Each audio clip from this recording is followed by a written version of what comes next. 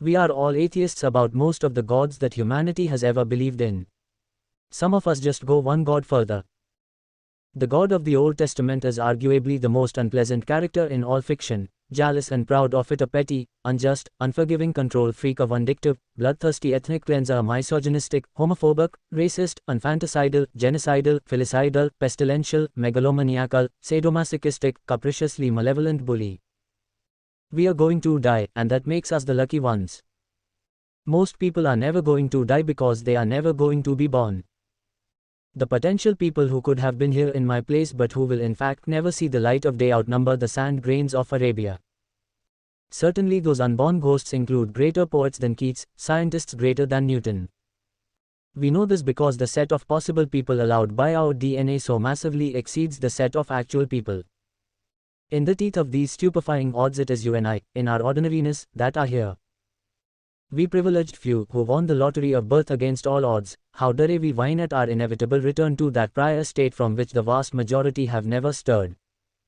I am against religion because it teaches us to be satisfied with not understanding the world. There is something infantile in the presumption that somebody else has a responsibility to give your life meaning and point. The truly adult view, by contrast, is that our life is as meaningful, as full and as wonderful as we choose to make it. More generally, as I shall repeat in Chapter 8, one of the truly bad effects of religion is that it teaches us that it is a virtue to be satisfied with not understanding. Do not indoctrinate your children.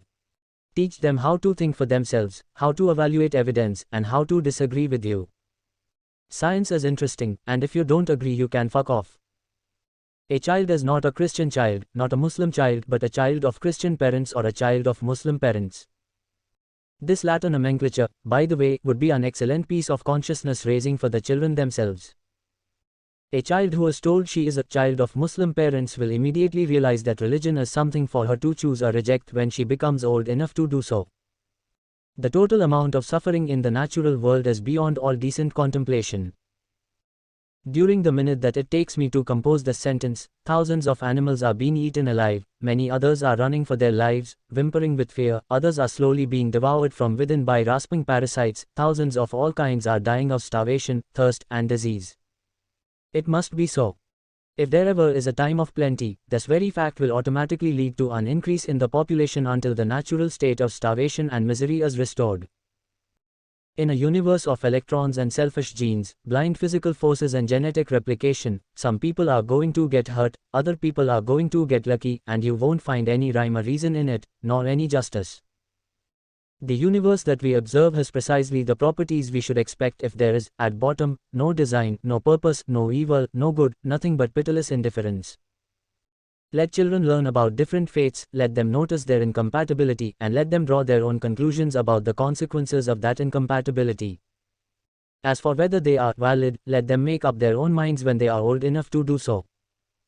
Do you really mean to tell me the only reason you try to be good is to gain God's approval and reward, or to avoid His disapproval and punishment?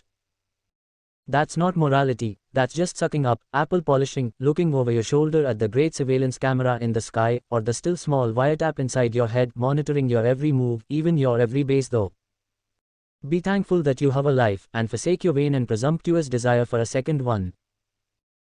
To be fair, much of the Bible is not systematically evil but just plain weird, as you would expect of a chaotically cobbled together anthology of disjointed documents, composed, revised, translated, distorted and improved by hundreds of anonymous authors, editors and copyists, unknown to us and mostly unknown to each other, spanning 9 centuries. Faith can be very, very dangerous, and deliberately to implant it into the vulnerable mind of an innocent child is a grievous wrong. After sleeping through 100 million centuries, we have finally opened our eyes on a sumptuous planet, sparkling with color, bountiful with life. Within decades we must close our eyes again. Isn't it a noble, an enlightened way of spending our brief time in the sun, to work at understanding the universe and how we have come to wake up in it? This is how I answer when I am asked, as I am surprisingly often, why I bother to get up in the mornings. When two opposite points of view are expressed with equal intensity, the truth does not necessarily lie exactly halfway between them. It is possible for one side to be simply wrong. Subscribe and like to watch such videos.